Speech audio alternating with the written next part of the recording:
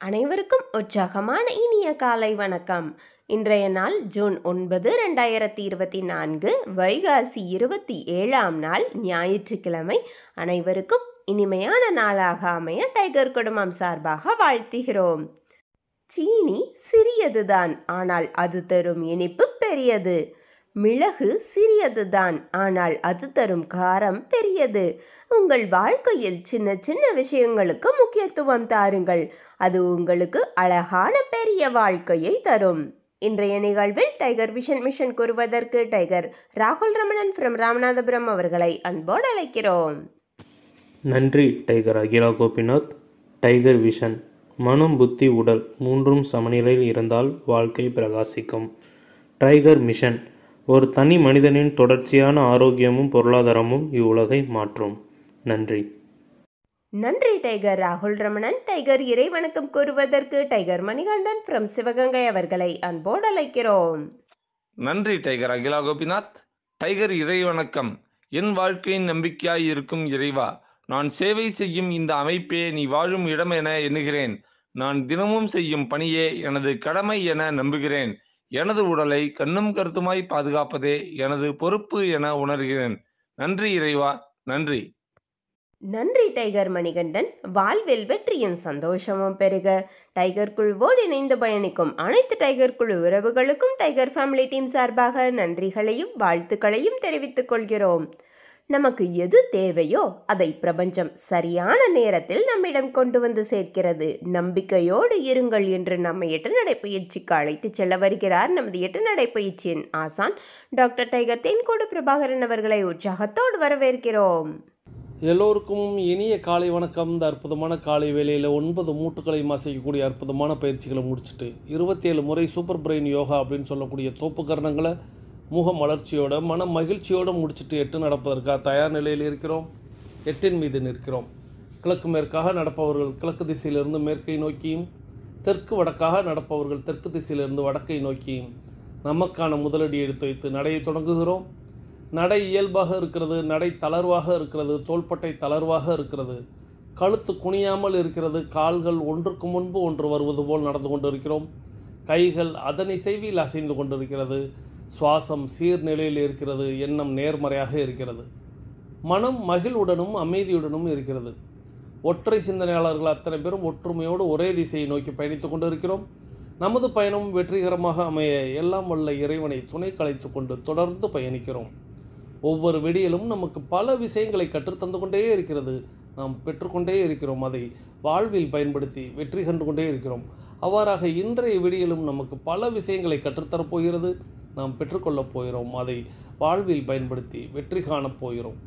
ஒவ்வொரு நாளும் நமது நடையை தொடங்கும் போது நாம் சில பல நினைவூட்டல்களை நினைவூட்டுவது வழக்கம். அவ்வாறாக இன்றைய நினைவூட்டல்கள் நம்மளுடைய பயிற்சிகளை, முயற்சிகளை, நிகழ்ச்சிகளை, செயல்களை எதை தொடங்கினாலும் முதலில் செய்ய வேண்டியது நமது தாயை வணங்க வேண்டும், நமது தந்தையை வணங்க வேண்டும், நமது குருமார்களை வணங்க வேண்டும், நமது மூதாதையர்களை வணங்க வேண்டும், நமது முன்னோர்களை வணங்க வேண்டும், நமது இயற்கை, இறைவன், பிரபஞ்சம், நம்மளுடைய இஷ்ட தெய்வங்களை வணங்க வேண்டும்.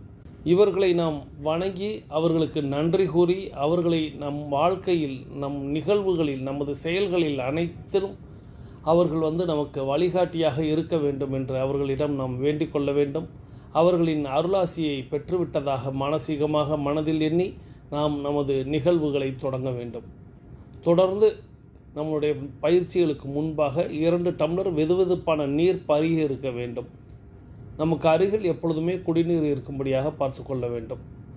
நடையை தொடங்கும் பொழுது மட்டும் உள்ளங்கைகளை மடக்கி பார்த்திருக்க வேண்டும். விரலின் நகங்களின் வண்ணங்களை பார்த்திருக்க வேண்டும். சுவாசத்தை சோதித்து பார்த்திருக்க வேண்டும்.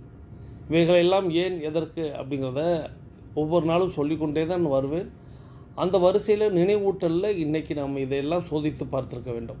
அதன் பிறகு நம்மை இணைத்து வைத்தவர்களுக்கு நன்றிகளையும் வாழ்த்துக்களையும் தெரிவிக்க வேண்டும்.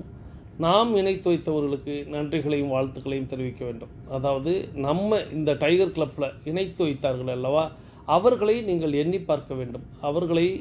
அவர்களின் முகத்தை நீங்கள் அகக்கண்ணில் பார்த்து அவர்களுக்கு நீங்கள் நன்றி கூற வேண்டும். அவர்களது குடும்பம் மகிழ்ச்சியோடும் ஆரோக்கியத்தோடும் செல்வ வளங்களோடும் இருக்க வேண்டும். அவர்கள் எண்ணியதெல்லாம் நடக்க வேண்டும். அவர்கள் கேட்டதெல்லாம் கிடைக்க வேண்டும். அதற்கு எல்லாம் வல்ல இயற்கை இறைவன் பிரபஞ்சம் துணை இருக்க வேண்டும் என்று வேண்டிக் கொள்ள வேண்டும். தொடர்ந்து நாம் நினைத்து வைத்தவர்கள் நம்மை நினைத்து இந்நேரம் நமக்காக இறைவனிடம் பிரார்த்தனை செய்திருப்பார்கள். அவர்களுக்கு நாம் பதில் நன்றி கூறும் விதமாக அவர்கள் அவர்களது குடும்பம் மகிழ்ச்சியோடும் ஆரோக்கியத்தோடும் செல்வ வளங்களோடும் இருப்பதற்கு எல்லாம் வல்ல இயற்கை இறைவன் பிரபஞ்சம் துணை இருக்க வேண்டும் என்று நாம் அவர்களுக்கு ஆசி வழங்க வேண்டும். இவ்வாறாக நாம் இணைத்து வைத்தவர்களையும் நம்மை இணைத்து வைத்தவர்களையும் நித்தம் மனதில் கொண்டு அவர்களுக்கு நன்றி கூறி இவ்வாறாக நமது பயிற்சியை தொடங்கி இருக்க வேண்டும். தொடர்ந்து பயிற்சியை தொடங்கும் பொழுது மனதில் சில பல கேள்விகளை எழுப்ப வேண்டும். மனம் என்று இருந்தாலே நமக்கு பல கேள்விகள் உதயமாகிக் கொண்டே தான் இருப்பது வழக்கம். அவ்வாறாக பல கேள்விகள் நித்தம் நமக்குள் தோன்றிக்கொண்டே இருக்கும். நீங்கள் இயல்பில் தனியாக உங்களை பற்றி யோசிச்சிங்க அப்படின்னா நிச்சயமாக உங்களுக்குள் பல கேள்விகள் வந்து செல்லும். அப்படியே கடந்து போயிடுவோம். ஆனால் இங்கே நடந்து போகிறதுக்காக நம்ம சில பல கேள்விகளை ஆழ் மனதில் கேட்க வேண்டும். அதில் முக்கிய 3 கேள்விகள் நினைவுபடுத்த வேண்டிய கேள்விகள் என்னவெனில், நாம் எதற்காக இப்பொழுது 8 நடை பயிற்சியை மேற்கொள்கிறோம்? நாம் எதற்காக டைகர் குழுமத்தில் இணைந்து பயணிக்கிறோம்? நாம் நமது இலக்கை நோக்கித்தான் பயணிக்கிறோமா? இந்த 3 கேள்விகள். எதற்காக 8 நடை பயிற்சியை இப்பொழுது மேற்கொள்கிறோம்? எதற்காக நாம் டைகர் குழுமத்தில் இணைந்து பயணிக்கிறோம்? நாம் நமது இலக்கை நோக்கித்தான் பயணிக்கிறோமா? இந்த முத்தான 3 கேள்விகளை, முக்கிய 3 கேள்விகளை நித்தம் நமது ஆழ்மனதில் கேட்டு நாம் நடந்திருக்க வேண்டும். இதை பற்றி வரும் நாட்கள்லையும் நம்ம பார்க்கலாம். ஏன்னா இன்றைக்கி ஞாயிற்றுக்கிழமை அப்படின்னாலே நமக்கு தெரியும், ஏதேனும் ஒரு வரலாற்று கதை அல்லது ஏதேனும் ஒரு புராண கதை இப்படி பார்ப்பது வழக்கம். இதுதான் நம்ம தொடங்கிய காலத்திலிருந்து டைகர் கிளப் அப்படிங்கிற ஒரு விஷயம் தொடங்கிய காலத்திலிருந்து நம்ம இன்றைக்கி 4ஆம் ஆண்டில் பயணித்து கொண்டிருக்கிறோம்.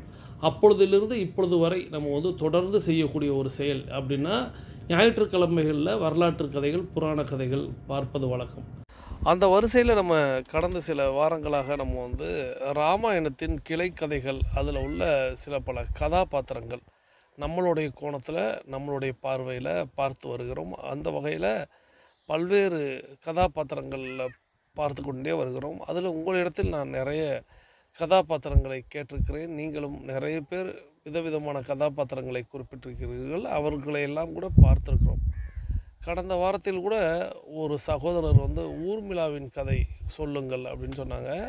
ஊர்மிளா கதையெல்லாம் நம்ம ஒரு 3 வாரங்கள் பேசிய ஞாபகம் எனக்கு இருக்கிறது. ஆகையால் ஊர்மிளா கதை வேணும்னா நீங்கள் கொஞ்சம் பின்னோக்கி போய் பார்க்கலாம், இருக்குது. இன்றைக்கி நம்ம பார்க்க போகிற கதாபாத்திரம் நிச்சயமாக நீங்கள் தலைப்பை படிக்கும்போது தெரிஞ்சிருக்கும். இது விபீஷணன் கதை அப்படின்னு நம்ம சொல்லியிருந்தோம். விபீஷணன் யார் அப்படின்னு கேட்டோம்னா எல்லாராலுமே சொல்ல முடியும். இன்றைக்கி சற்று காற்று கொஞ்சம் உங்களுக்கு அதிகமாக இருக்க வாய்ப்பு இருக்குது. ஏன்னா நான் காரில் பயணித்து கொண்டிருக்கிறேன். ஸோ காரை ஒரு இடத்துல நிறுத்தி பேசுகிறேன். அந்த இடத்துல காற்று அப்படிங்கிறது சற்று அதிகமாக இருக்கிறது. வேறு வழி இல்லை, இயற்கையோடு நம்ம பயணிக்கிறோம். ஸோ அப்படி காற்றோடு இன்றைக்கி பயணிக்கலாம். விபீஷணனை குறிப்பிடும்போது எல்லாருக்குமே தெரியும் விபீஷணன் யார் அப்படிங்கிறது தெரியும். இவர் ராவணனின் சகோதரர். ஸோ ராவணனுக்கு எத்தனை சகோதரி அப்படின்ட்டு நம்ம பல்வேறு முறை பார்த்துருக்கோம். இருப்பினும் மீண்டும் பார்க்கலாம். ராவணனுக்கு சகோதரர்கள் அப்படின்னு பார்த்தோம்னா விபீஷணன் மற்றும் கும்பகர்ணன். சகோதரி அப்படின்னு பார்த்தோம்னா சூர்பனகை. அப்புறம் தந்தை வழியில் இன்னொரு அண்ணன் உண்டு, அவர் குபேரன் அப்படிங்கிறத நம்ம பார்த்துருக்கோம். இதெல்லாம் எல்லாரும் அறிந்த ஒரு விஷயந்தான். இப்போது இந்த 3 சகோதரர்கள் இருக்கிறார்கள் அல்லவா, ராவணன், கும்பகர்ணன், விபீஷணன். இவங்களை அரக்க சகோதரர்கள் அப்படின்னு குறிப்பிடுவாங்க. அவங்களுடைய தந்தையார் ஒரு ரிஷி, ஒரு முனிவர். ஆனால் தாயார் அப்படிங்கிறது அரக்க குலத்தை சார்ந்தவர். ஆகையால் இவர்களை அரக்க சகோதரர்கள் அப்படின்னு சொல்லுவாங்க. இவங்க தனக்கென்று ஒரு தனித்துவமான ஒரு வரத்தை பெற வேண்டும் அப்படிங்கிற நோக்கத்தில் பிரம்மனிடம் வேண்டுவாங்க. கடுமையான தவம் இருப்பாங்க. இந்த கடும் தவம், இந்த தவங்களையெல்லாம் பற்றி நான் பல்வேறு முறை குறிப்பிட்டிருக்கேன். ஸோ விஷுவலைசேஷன் அப்படிங்கிறது தான் முன்ன தவம். அந்த தவம் அப்படிங்கிறது தொடர்ந்து கேட்பது, தொடர்ந்து வேண்டுவது, தொடர்ந்து எண்ணுவது, வேண்டியது கிடைக்கும் வரை வேண்டிக் கொண்டே இருப்பது. இதற்கு பேர் தான் தவம். நாம் செய்து கொண்டிருப்பது மனப்பட காட்சி. நாம் செய்வது அதே தவம் தான். ஆனால் இன்றைய வாழ்க்கை சூழலில் யாரும் யாரையும் விட்டு விட்டு போய்விட முடியாது. அப்படிங்கிறதுனால நம்ம இதை வாழ்க்கையில் அன்றாடமாக இதை மாற்றி தவம் செய்து கொண்டிருக்கிறோம். ஸோ தவத்தை பற்றி இன்னொரு நாளைக்கு பேசலாம். இப்போது இவர்கள் மூவரும் கடுமையான தவம் இருக்கிறார்கள் பிரம்மனை நோக்கி. சகோதரர்களுடைய அந்த தவத்தை கண்டு யார் அஞ்சுவா அப்படின்னு கேட்டால் நிச்சயமாக நம்ம எல்லாருக்குமே தெரியும். இந்திரனுக்கு தான் எப்பொழுதுமே புராண கதைகளில் நம்ம கேள்விப்படும் போதெல்லாம் இந்திரனுக்கு தான் பயமே வரும். ஏன்னா யார் தவம் வாங்கினாலும் முதல்ல சீண்டக்கூடியது தூண்டக்கூடிய நபர் அப்படின்னா இந்திரனாகத்தான் இருக்கும். அப்படிங்கிற மாதிரி அவர் எப்பொழுதுமே ஒரு பயத்தோடே இருப்பார். இவங்க 3 பேரும் இப்படி கடும் தவம் இருக்கிறாங்களே, கடும் தவம் இருந்து அவர்கள் வரம் கேட்டு ஒரு சாகா வரத்தையோ அல்லது இன்னாரால் தான் கொல்லப்பட வேண்டும் அப்படிங்கிற மாதிரியான வரத்தையோ பெற்றால் அவர்கள் முதல்ல கையை வைக்கக்கூடிய இடமாக இந்திரலோகம்தான் இருக்கிறது. ஸோ இதை எப்படியாவது கலைக்கணும் அப்படின்னு பார்க்குறாரு. ஆனால் இந்த 3 சகோதரர்களுடைய தவத்தை யாரேனும் கிளைத்து விடக்கூடாது அப்படிங்கிறதுக்காக காவல் காப்பவர் அப்படிங்கிறவங்க அவர்களுடைய சகோதரி சூர்பனகை. ஸோ சூர்பனகை தான் காவல் காத்துக்கிட்டு இருப்பாங்க. இப்போது நேரடியாக தவத்தை கலைக்க முடியாது. அப்போது என்ன செய்யலாம் அப்படின்னு இந்திரன் யோசிக்கிறார். இந்திரன் ஒரு விஷயத்தை செய்கிறார். என்ன அப்படின்னா, இந்த தவம் செய்யக்கூடியவர்களுடைய மனதில் வேறு விஷயத்தை தோன்ற வைக்கலாம் அப்படின்னு யோசிக்கிறார். அதாவது பிறருடைய மனதில் தான் எண்ணியதை பார்க்க வைப்பது அப்படிங்கிற மாதிரியான ஒரு வித்தையை அவர் அறிந்து வைத்திருக்கிறார். இப்போ அவர் என்ன பண்ணுறாரு அப்படின்னா, இந்த 3 நபர்களுக்கும் அவர்கள் மனப்படக்காட்சி அப்படின்னு சொல்லக்கூடிய கனவு கண்டு கொண்டிருக்கும் பொழுது அவர் என்ன செய்கிறார் அப்படின்னா, இலங்கை அழிவது போல காட்சிப்படுத்துகிறார். இலங்கையின் அரக்கர்கள், அந்த அரசர்கள், அவர்களுடைய ராஜ்யம் முழுவதும் எரிக்கப்படுவதாகவும் காட்சி கொடுக்கிறார். அவர்களின் குடும்பம் சித்திரவதை செய்து இழுத்து செல்லப்படுவதாகவும் பொதுமக்கள் துன்புறுத்தப்படுவதாகவும் இப்படி பல மாயைகளை அவர்களுடைய மனதில் அவர் உருவாக்குறார்.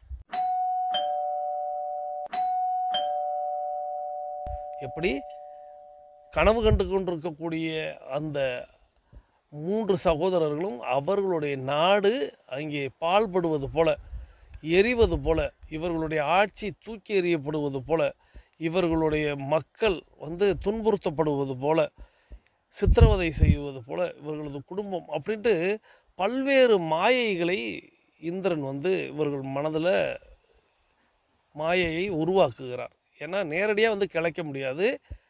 அவர்களுடைய சகோதரி சூர்பனகை காவல் காக்குறாங்க.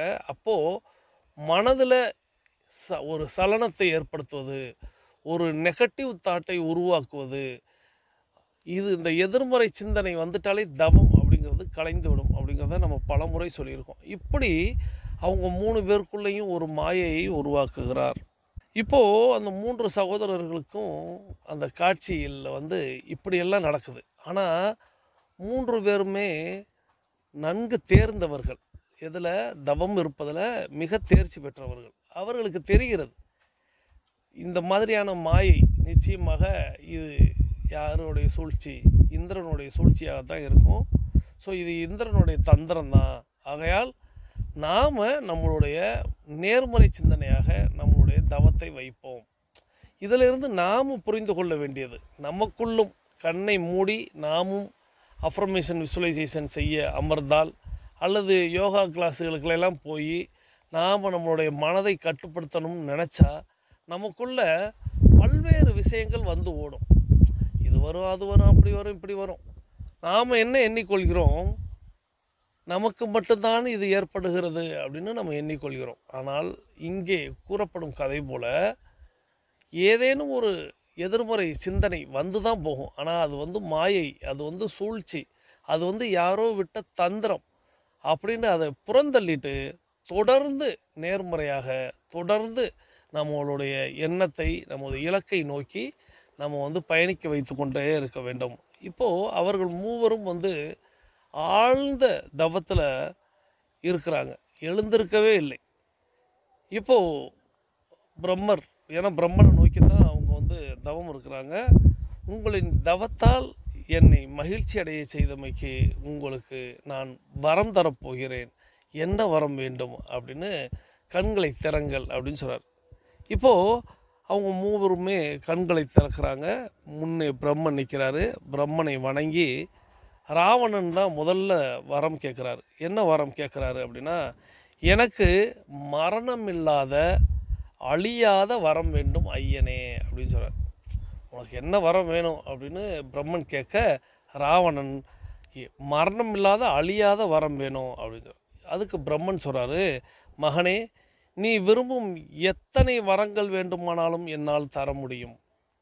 நீ விரும்பும் எத்தனை வரங்கள் வேண்டுமானாலும் என்னால் தர முடியும். ஆனால் சாகா வரம் மட்டும் தன்னால் அளிக்க முடியாது. அதற்கு பதிலாக வேறு ஏதேனும் வரத்தை கேள் அப்படின்னு சொல்கிறார்.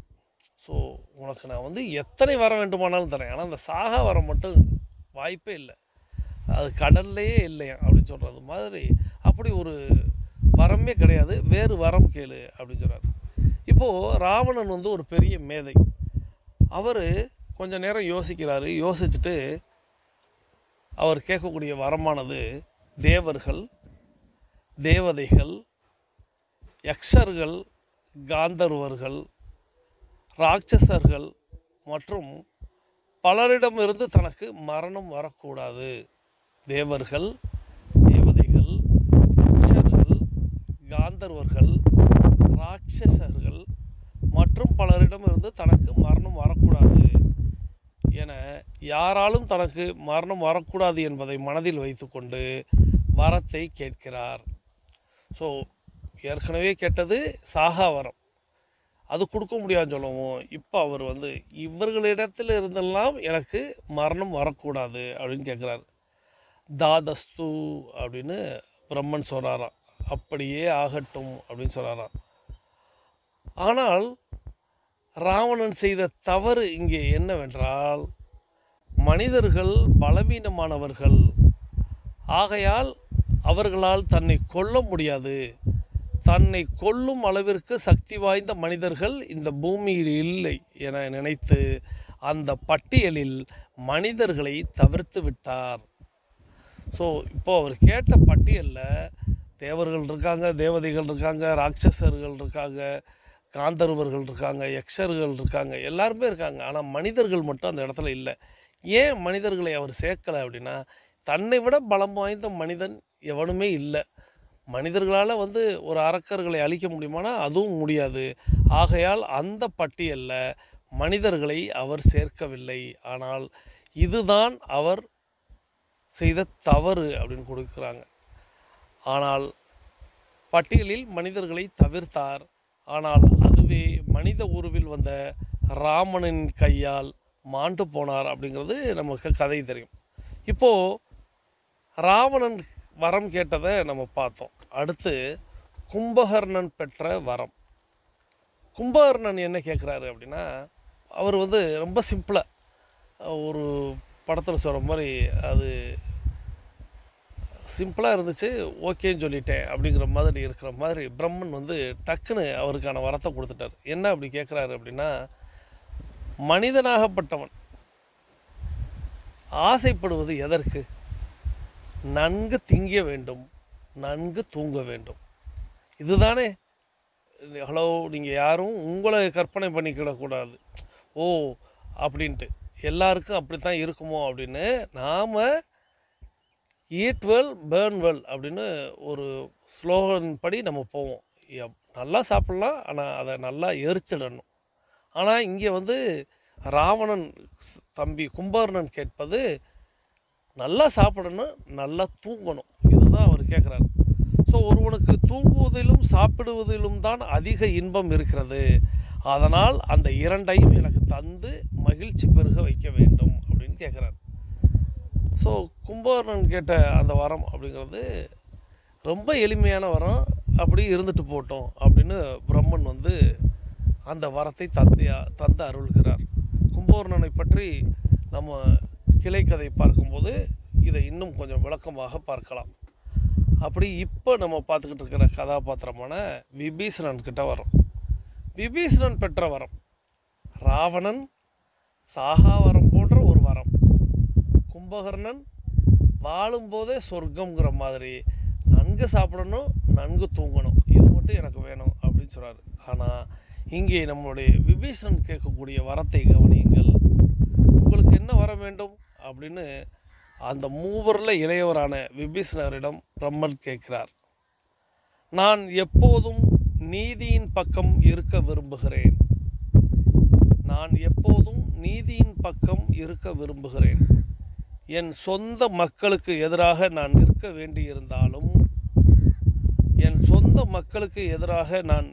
வேண்டியிருந்தாலும் நான் ஒருபோதும் தர்மத்தை கைவிடக்கூடாது. ஒருபோதும் தர்மத்திலிருந்து விலகிச் செல்லாத வரத்தை எனக்கு தந்து அருள வேண்டும். ஸோ இவர் எப்படி வரம் கேட்குறாரு பாருங்கள். ஒருத்தர் 2 பேருடைய வரத்தை பார்த்தோம். இவர் என்ன சொல்கிறாருன்னா, நான் எப்போதுமே நீதியின் பக்கம்தான் இருக்கணும், சத்தியத்தின் பக்கம்தான் இருக்கணும், உண்மையின் பக்கம்தான் இருக்கணும்.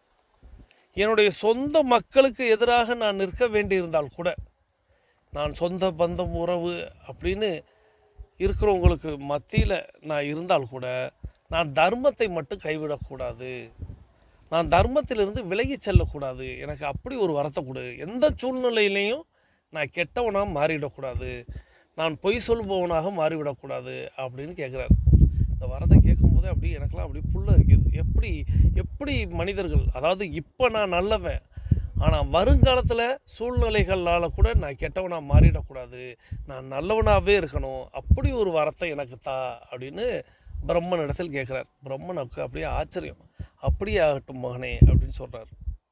இப்போது நம்ம பார்த்த அந்த 3 சகோதரர்களில் உண்மையான ஒரு ரிஷியோட, உண்மையான ஒரு முனிவருடைய பிள்ளையாக வரம் கேட்டது நம்மளுடைய விபீஷணன் தான்.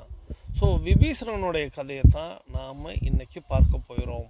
அதற்கு முன்னதாக நம்மளுடைய 21 நிமிட நடை, ஏன்னா இந்த பேசிக் கோர்ஸில் இருக்கக்கூடியவங்களுக்கும் அட்வான்ஸ் கோர்ஸில் இருக்கக்கூடியவங்களுக்கும் இந்த 21 நிமிடம் அப்படிங்கிறது அதிமுக்கியமானது. அந்த அதிமுக்கியமான நேரம் அப்படிங்கிறது, காலம்ங்கிறது இப்போ கணிந்திருக்கிறது. வாருங்கள், நமக்கான 21 நிமிடத்தை நிறைவு செய்யலாம். அனைவரும் தொடங்கிய திசைக்கு வந்துவிடலாம். கிழக்கு மேற்காக தொடங்கியவர்கள் கிழக்கு திசையிலும், தெற்கு வடக்காக தொடங்கியவர்கள் தெற்கு திசைக்கும் வந்து விடுகிறோம். நமது உள்ளங்கைகளை மடக்கி பார்க்கிறோம், இறுக்கமாக இருக்கிறது. விரலின் நகங்களின் வண்ணங்களை பார்க்கிறோம், சிவப்பு வண்ணத்தில் மாறி இருக்கிறது. சுவாசத்தை சோதித்து பார்க்கிறோம். 2வது நாசிலும் சுவாசம் வரக்கூடிய இந்த வேளையில் நமக்கு அருகில் இருக்கக்கூடிய குடிநீரை எடுத்து நிறுத்தி நிதானித்து ருசித்து பருகிக்கொள்கிறோம். தண்ணீர் பருகுதல் என்பது ஒரு கலை.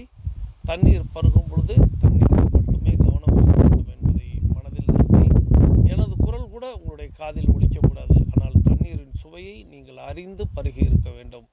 2 வாய் நீர் தான் பருக வேண்டும். கடக்கு மடக்கு என்று ஒரு வாட்டர் கேனையும் குடிக்கக்கூடாது. ஸோ நிறுத்தி நிதானமாக 2 வாய் நீரை கொஞ்சம் கொஞ்சமாக பருகி பழகுங்கள். பழகத்தான் செய்கிறோம். நம்ம எல்லாரும் யாரும் இதில் மிகப்பெரிய தேர்ச்சி பெற்றவர்கள் அப்படின்னு கிடையாது. எல்லாருமே பழகி கொண்டே இருக்கிறோம். பழக பழக அதுவே வாழ்க்கையாக மாறும், அதுவே தேர்ச்சியாக மாறும். ஆகையால் முதலிலேயே நான் வெற்றி அடைந்தவன் அப்படின்லாம் கருதாதீங்க. எனக்கு எல்லாம் தெரியும் அப்படிங்கிறத எப்போதுமே நினைக்காதீங்க. தண்ணீர் பருகும் பொழுது கூட தவறு செய்து கொண்டே தான் இருப்போம். தண்ணீர் குடிக்கும் பொழுது பொறையேறுகிறது அப்படின்னா தண்ணீரை நாம் தவறாக பருகி இருக்கிறோம் அப்படின்னு தான் பொருள். உணவு சாப்பிடும்போது பொறையேறினால், தும்மல் வந்தால், இருமல் வந்தால் உணவு சாப்பிடுவதில் நாம் தவறு செய்திருக்கிறோம் என்பதுதான் பொருள். அதை விடுத்து யாரோ எங்கோ எதையோ நினைக்கிறார்கள் என்று யார் மீதோ பழியை போட வேண்டாம். நீங்கள் தான் உங்களுடைய எண்ணத்தை, நினைப்பை வேறு எங்கோ கொண்டு சென்றீர்கள், உணவில் வைக்கவில்லை என்பதுதான் பொருள். அதுபோல் தண்ணீர் பருகும் பொழுது தண்ணீரில் மட்டும் கவனம் வையுங்கள். சரி, நான் இப்போ நீங்கள் தண்ணீர் பருகிறதுக்காக இவ்வளோ நேரத்தை உங்களுக்காக பேசிக்கொண்டே இருந்தேன்.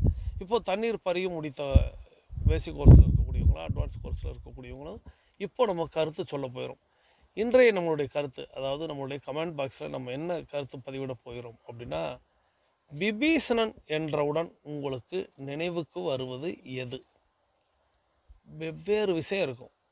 உடனே ராவணனின் தம்பி அப்படின்னு சொல்லாதீங்க. விபீஷணன் என்றால் உங்களுக்கு நினைவுக்கு வருவது எது? அவர் செய்த துரோகமா, அல்ல அவரது நட்பா, அல்லது அவருடைய பதவி பிரமாணமா, அல்லதுன்னு அவருடைய மகளை பற்றியா, ஏதேனும் உங்களுக்கு நினைவுக்கு வருதா? அதை நினைவில் கொள்ளுங்கள், நினைவில் கூறுங்கள். நினைவு இல்லை என்றால் நினைவு இல்லை அப்படின்னு கூட சொல்லிவிடுங்க. ஆனால் முயற்சி செய்யுங்கள். ஏன்னா நம்ம இதை தொடர்ந்து ஏன் ராமாயணத்திலே கிளைக்கதைகள் பார்த்து கொண்டு வருகிறோம் அப்படின்னா, ஒவ்வொரு கதாபாத்திரத்துக்கும் ஒவ்வொரு பாத்திரம் பொருந்துவது போல் மாற்றி மாற்றி வரும். ஏன்னா இப்போ நான் சொன்னேன், ஒரு விபீஷணனுடைய மகள் அப்படின்னு நான் ஒருத்தவங்களை பற்றி ரொம்ப ஒரு மாதத்திற்கு முன்பாக பேசியிருப்பேன். ஸோ நான் சொன்னதுக்கப்புறம் ஆமாம் இல்லை அப்படின்னு சொல்லக்கூடாது. நம்மளுக்கு நினைவில் இருக்கணும், இவங்க தானே அவங்க, ஆமாம் இவங்களோட பிள்ளை தானே இவங்க அப்படிங்கிற மாதிரி உங்களுக்கு எதெல்லாம் நினைவுக்கு வருகிறதோ அதையெல்லாம் பட்டியலிடுங்கள். விபீஷணன் என்றால் உங்களுக்கு நினைவுக்கு வருவது எது? ஏன்னா ராமேஸ்வரம் வந்தவங்களுக்கு விபீஷணனுக்கு பட்டாபிஷேகம் பண்ண அந்த கோவில் நினைவு இருக்கும்னு நினைக்கிறேன். ராமேஸ்வரம் நீங்கள் யாத்திரையாக வந்திருந்தீங்க அப்படின்னா நிச்சயமாக விபீஷணனுக்கு பட்டாபிஷேகம் செய்த அந்த கோவில் உங்களுக்கு நினைவுக்கு இருக்கும். அந்த கோவிலின் பெயரை நினைவுபடுத்த முடிந்தால் நினைவுபடுத்தி எழுதி பாருங்கள். வந்திருக்கீங்க, நான் பார்த்துருக்கேன் அப்படின்னு சொல்கிறவங்க தாராளமாக அந்த கோவிலினுடைய பெயரை குறிப்பிடுங்கள். வித்தியாசமான பெயராக இருக்கும். உங்களுக்கு கூடுதல் குழுவாக ஒரு விஷயம் சொல்கிறேன். அது நம்ம தனுஷ்கோடி போகிற பாதையில் இருக்கும். நிச்சயமாக போயிருப்பீங்க அந்த கோவிலுக்கு. அங்கே தான் பட்டாபிஷேகம் செய்ததாக புராண கதை குறிப்பிடுகிறது. ஸோ இதுதான் இன்றைக்கி நம்மளுடைய கருத்து பெட்டியில் நம்ம கருத்தை பதிவிடுகிறோம். இன்றைய நம்மளுடைய கருத்து, விபீஷணன் என்றால் தங்களுக்கு நினைவுக்கு வருவது எது? இதை நம்ம கருத்தாக பதிவிட்டு ஒரு வார்த்தையிலையும் சொல்லலாம், ஒரு பேராகிராஃப்லேயும் சொல்லலாம். முயற்சி செய்யுங்கள். ஸோ முடிந்த மட்டும் எல்லாரும் கேட்குற கேள்விக்கு பதிலளிக்க பழகுங்க. ஸோ நாம் இப்போது கருத்து பெட்டியில் நம்மளுடைய கருத்தை பதிவிட்டு கொண்டே நம்மளுடைய பேசிக் கோர்ஸில் இருக்கிறவங்கெல்லாம் அஃப்ரமேஷன் விசுவலைசேஷன் செய்ய போயிடும். செய்துட்டு நீங்கள் மீதம் இருக்கக்கூடிய ஆடியோவை 21 நிமிட ஆடியோவை நீங்கள் தொடர்ந்து கேளுங்கள். விபீஷணனுடைய கதை உங்களுக்கு இன்னும் பிடித்ததாக இருக்கும். நம்ம அட்வான்ஸ் கோர்ஸில் இருக்கக்கூடிய நம்ம எல்லாரும் நமக்கான அடுத்த 21 நிமிட நடை தொடங்க போகிறோம், பயணிக்க போகிறோம். வாருங்கள், நமக்கான நேரம் தொடங்குகிறது. இப்பொழுது ஆண்கள் அனைவரும் இடதுபுறமாகவும் பெண்கள் அனைவரும் வலதுபுறமாகவும், அதாவது ஆண்கள் லெஃப்ட் சைடிலும் பெண்கள் ரைட் சைடிலும் முதலடி எடுத்து வைத்து நடை தொடங்குகிறோம். நடை இயல்பாக இருக்கிறது, நடை தளர்வாக இருக்கிறது, தோள்பட்டை தளர்வாக இருக்கிறது, கழுத்து குனியாமல் இருக்கிறது, கால்கள் ஒன்றுக்கு முன்பு ஒன்று வருவது போல் நடந்து கொண்டு இருக்கிறோம். கைகள் அதன் இசைவில் அசைந்து கொண்டு இருக்கிறது. சுவாசம் சீர்நிலையில் இருக்கிறது. எண்ணம் நேர்மறையாக இருக்கிறது. மனம் மகிழ்வுடனும் அமைதியுடனும் இருக்கிறது. ஒற்றை சிந்தனையாளர்கள் அத்தனை பேரும் ஒற்றுமையோடு ஒரே திசையை நோக்கி பயணித்து கொண்டு இருக்கிறோம். நமது பயணம் வெற்றிகரமாக அமைய எல்லாம் வல்ல இறைவனை துணை கலைத்து கொண்டு தொடர்ந்து பயணிக்கிறோம். ஸோ நம்ம வரம் வாங்கின அந்த விபீஷணன் அவருடைய குணத்துக்காக நம்ம பார்த்தோம். இப்போது அதுக்கப்புறம் நடந்த சம்பவங்கள் எல்லாம் நமக்கு தெரியும். சீதையை தூக்கி வந்து விடுவார் ராவணன். ஸோ ராவணனை நம்மளுடைய விபீஷணன் அவையில் இது கூடாது அப்படின்னு பேசியிருப்பார். எது கூடாது, என்ன பேசினார் அந்த அவையில் அப்படின்னு நம்ம பார்க்கலாம். இது யுத்த காண்டத்தில் வரும். இப்போது விபீஷணன் அந்த அவையில் ராவணனிடத்தில் பேசக்கூடிய ஒரு வசனங்களை, வார்த்தைகளை உங்களோடு பகிர்கிறேன். ராமரை பற்றி அறிந்த நான் பேசுகிறேன் அப்படின்னு விபீஷணன் ஆரம்பிக்கிறார். ராமரை பற்றி நான் அறிந்தவன் என்ற முறையில் பேசுகிறேன். என்ன பேசுகிறேன் அப்படின்னா, இங்கு இருக்கும் அனைவரும் தங்களின் பெருமைகளை பேசுவதிலும் உங்களை புகழ்வதிலுமே குறியாக இருக்கிறார்கள். இவர்களின் யோசனைகள் தங்களுக்கு இனிமையாக இருந்தாலும் நமது நாட்டிற்கு, நமது குலத்திற்கும் இது சரியானதல்ல. ஸோ ராவணன் இடத்துல இங்கே இருக்கக்கூடியவங்க, இந்த அரசவையில் இருக்கக்கூடியவங்க எல்லாரும் உங்களை புகழ்ந்து, உங்களை பாராட்டி, உங்களை பெருமைப்படுத்துவதிலேயே குறியாக இருக்காங்க. தயவுசெய்து இவங்களுடைய யோசனைகளையும் இவங்களுடைய வார்த்தைகளையும் நீங்கள் நம்புனீங்க அப்படின்னா நமக்கு தான், நமக்கும் நம்ம மக்களுக்கும் நம்ம நாட்டிற்கும் நமது குலத்திற்கும் தான் அது கேடாக அமையும். நீதி தர்மத்திற்கு எதிராக ஒரு காரியத்தை செய்தால் அதன் எதிர் விளைவுகள் கடுமையானதாக கண்டிப்பாக வரும். ஸோ நீதிக்கும் தர்மத்திற்கும் எதிராக நம்ம ஒரு காரியத்தை செய்தோமானால் நிச்சயமாக அதனுடைய எதிர் விளைவு அப்படிங்கிறது கடுமையானதாக கண்டிப்பாக வரும் அப்படின்னு சொல்கிறார். ஸோ நீதிக்கும் தர்மத்திற்கும் எதிராக மட்டும் நம்ம செயல்படக்கூடாது. நிச்சயமாக திரும்ப அது கடுமையானதாக சேரும். அதுவே இப்போது வந்திருக்கிறது. இப்போ உள்ள சூழ்நிலும் அதே தான். நம்ம நீதிக்கும் தர்மத்திற்கும் எதிராக இருந்துட்டோம். இதற்கு நம்ம முதல்ல செய்ய வேண்டிய விஷயம் என்ன அப்படின்னா, அமைதியான பேச்சுக்கள் வழியாகவும் அறிவுபூர்வமாகவும் தீர்வுகளை தேட வேண்டும். ஸோ பேச்சுவார்த்தை, அறிவார்ந்த ஒரு செயல், அதுக்கு தீர்வு என்னன்னு தேடணும். இதுதான் நம்ம முதல்ல செய்ய வேண்டும்.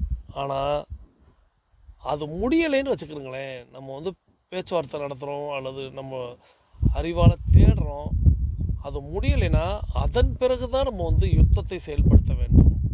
ஆனால் இப்போ இங்கே பேசுகிறவங்க எல்லாரும் இப்பொழுதே போரிட வேண்டும், இப்பொழுதே நம்ம யுத்தத்தை தொடங்க வேண்டும் அப்படின்னு சொல்கிறாங்க. இவர்கள் சொல்வது போல் நீங்கள் முதலில் யுத்தத்தை ஆரம்பித்தால் இலங்கையும் நமது குலமும் முற்றிலும் அழிந்து போகும்.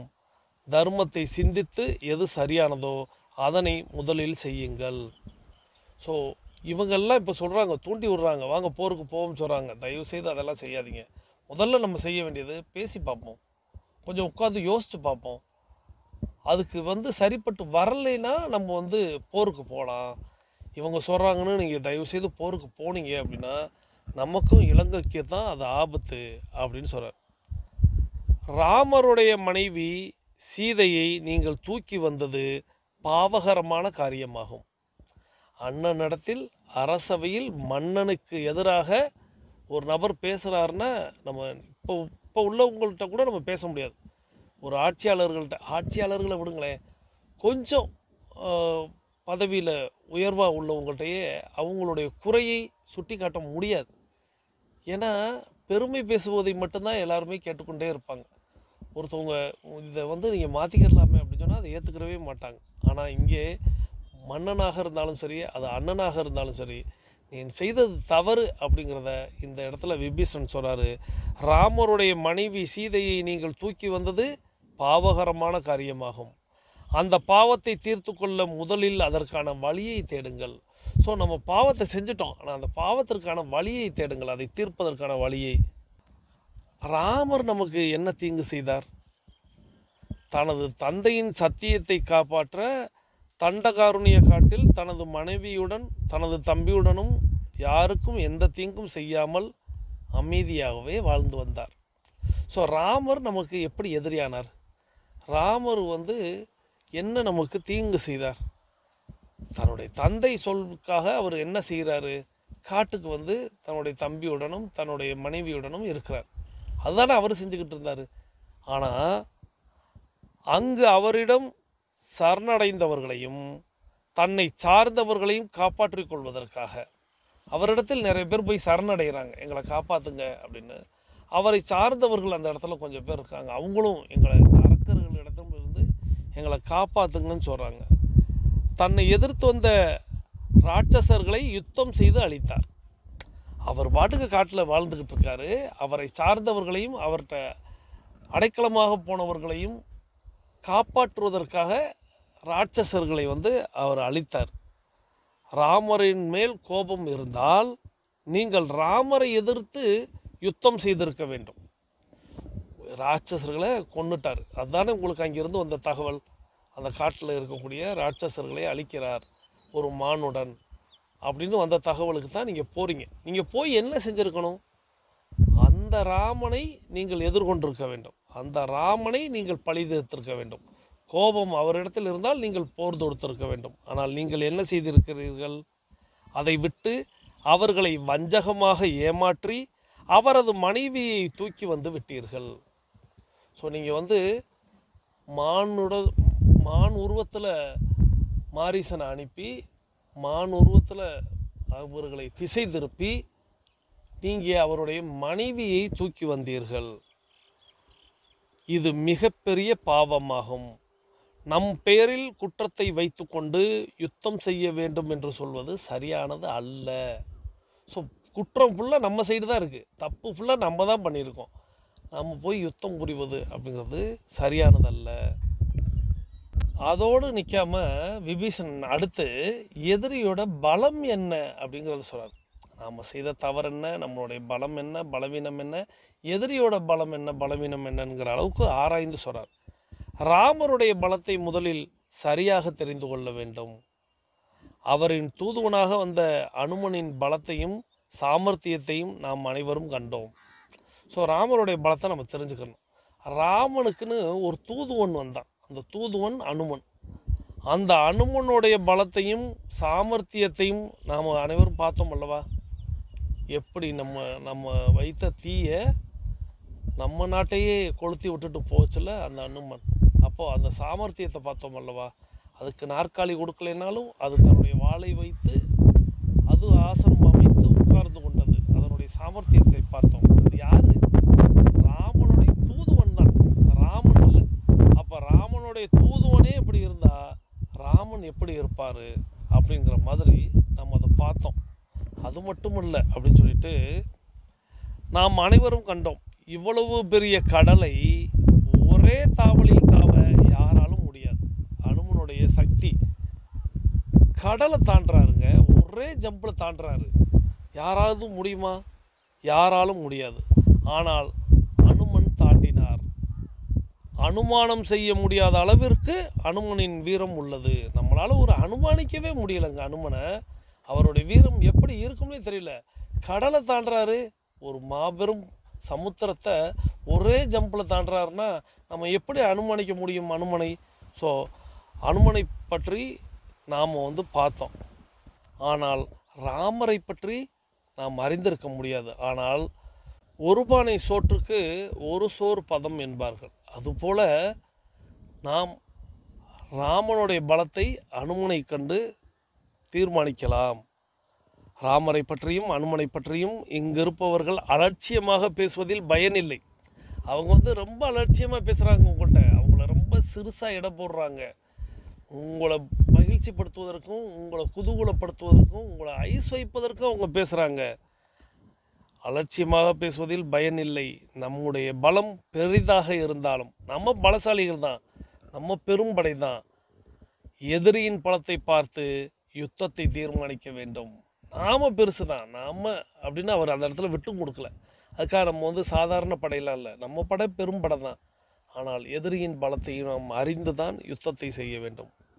சீதையை முதலில் ராமரிடம் ஒப்படைத்து விட்டால் யுத்தம் என்ற பேச்சுக்கே இடமில்லையே. அடுத்த பாயிண்ட் சொல்றார். சீதையை முதலில் ராமரிடம் ஒப்படைத்து விட்டால் யுத்தம் என்ற பேச்சுக்கே இடமில்லையே. ராமரும் லக்ஷ்மணனும் இங்கு வருவதற்குள் சீதையை அவர்களிடம் ஒப்படைத்து விடுங்கள், அப்புறம் எப்படி யுத்தம் வரும்? ஸோ நம்ம கொடுத்துடலாமே சீதையை அப்படின்னு சொல்லிட்டு கடைசியாக சொல்கிறாரு, உங்களின் கருத்துக்கு எதிரான கருத்தை சொல்கிறேன் என்று என் மீது கோபம் கொள்ள வேண்டாம், உங்களின் நன்மைக்காக சொல்கிறேன் என்று விபீஷணன் அந்த அவையில் அரசரிடத்தில் இந்த விஷயத்தை சொல்கிறார். ஸோ நான் உங்களுக்கு எதிரான கருத்து சொல்கிறேன், மற்றவங்கெல்லாம் உங்களுக்கு சேர்ந்து உங்களோடு சேர்ந்து ஒத்து ஊதுறாங்க, ஜால்ரா தட்டுறாங்க, ஐஸ் வைக்கிறாங்க, ஆனால் நான் மட்டும் எதிராக சொல்கிறேன்னு என் மேலே கோபப்படாதீங்க, கொஞ்சம் யோசிச்சு பாருங்க அப்படின்னு சொல்கிறார். தன்னுடைய மந்திரிகள் சேனாதிபதிகளின் வீரப்பேச்சுகளை மகிழ்ச்சியுடன் கேட்டுக்கொண்டிருந்த ராவணனுக்கு தன்னுடைய மந்திரிகள் சேனாதிபதிகளின் வீரப்பேச்சுகளை மகிழ்ச்சியுடன் கேட்டுக்கொண்டிருந்த ராவணனுடைய மனதில் இந்த சந்தேகம் இப்போ அவர் சொல்லவும் அதிகமாயிடுச்சு. விபீஷணன் சொல்லவும் ஒருவேளை இருக்குமோ, ஒருவேளை அப்படி இருக்குமோன்னு அவருக்குள்ள யோசனைகள் போகுது. சரி, இப்போது டக்குன்னு ஒரு முடிவெடுக்கிறார். நாளை மீண்டும் இதை பற்றி விவாதிக்கலாம் அப்படின்னு ராவணன் அவையை ஒத்தி வைக்கிறார்.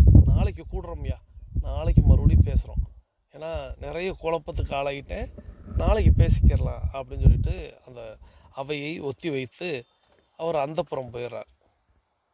இப்போது ராமரை பற்றி இரவு முழுவதும் சிந்தித்து கொண்டே இருந்த ராவணன் அதிகாலையில் வாத்தியங்கள் வேதங்கள் முழங்க மங்கள இசைகளுடன் இருந்த ராவணனது அந்தப்புறத்திற்கு விபீஷணன் செல்கிறார்.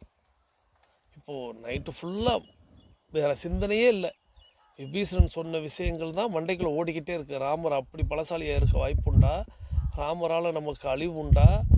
என்னதான் செய்கிறது அப்படின்னு சிந்தித்துக்கிட்டே இருக்கார். விடிகாலை பொழுது மங்கள வாத்தியங்கள் ஒலிக்கக்கூடிய அந்த நேரத்தில் ராவணனை பார்க்க அந்தப்புறத்திற்கு விபீஷணன் செல்கிறார்.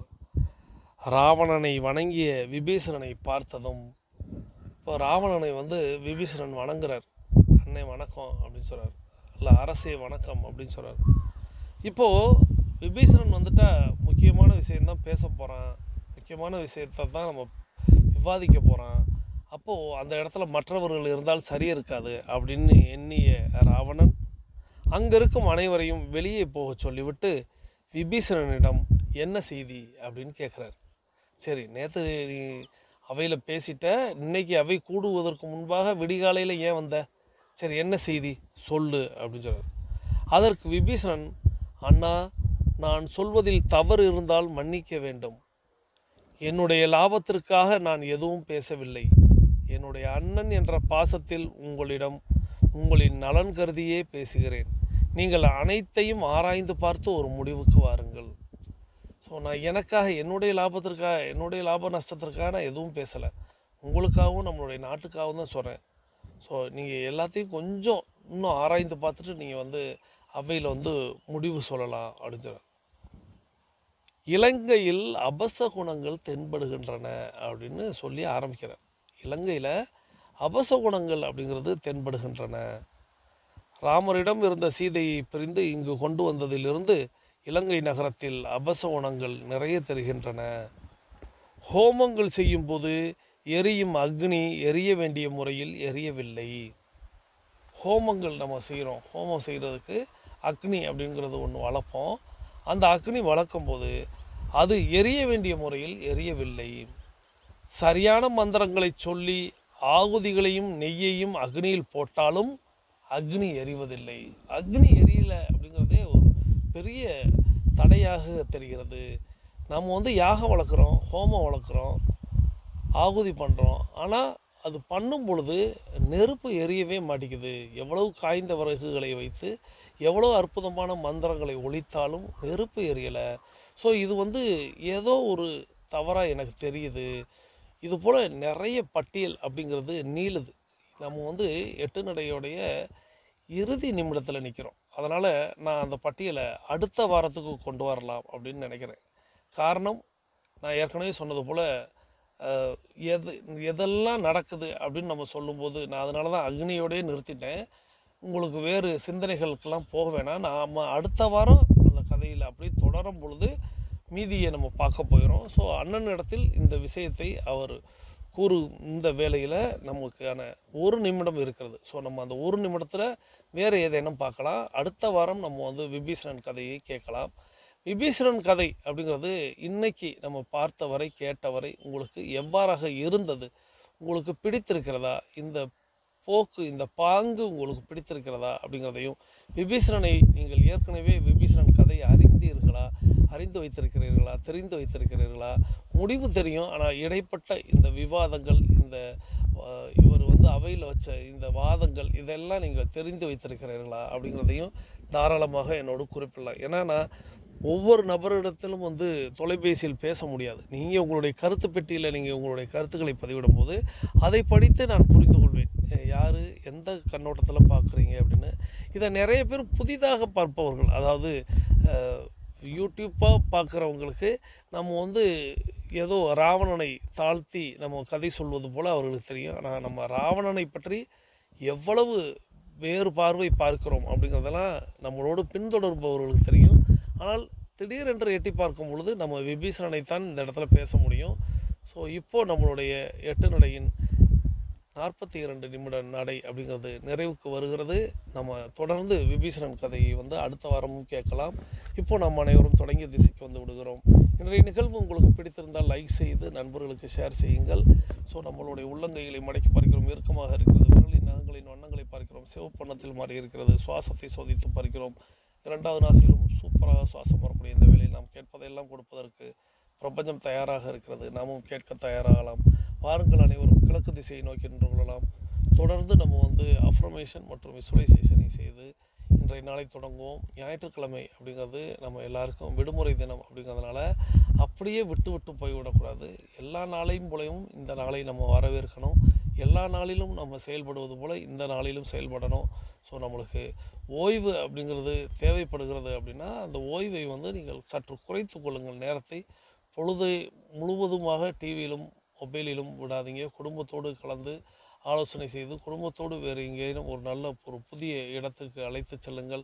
அவர்களுக்கு புதிய விஷயங்களை கற்றுக் கொடுங்கள். குழந்தைகளுக்கும் உங்கள் வீட்டுக்கும். ஸோ நீங்கள் நிறைய விஷயங்களை தெரியப்படுத்துங்கள் அப்படிங்கிறத அந்த நேரத்தில் கேட்டு நம்ம அனைவரும் கிழக்கு திசையை நோக்கி என்ற அஃபர்மேஷன் விசுவலைசேஷன் செய்யலாம். இன்று என்னோடு இணைந்து பயணித்த அத்தனை அன்பு சகோதர சகோதரிக்கும் அவர்களது குடும்பம் மகிழ்ச்சியோடும் ஆரோக்கியத்தோடும் செல்வ வளங்களோடும் இருப்பதற்கு எல்லாம் வல்ல இயற்கை இறைவன் பிரபஞ்சம் துணை நிற்கட்டும் என்று வேண்டி வணங்கி வாழ்த்தி மீண்டும் சந்திப்போம். கலந்து சிந்திப்போம். வாழ்க நலத்துடன், வாழ்க வளத்துடன். நன்றி.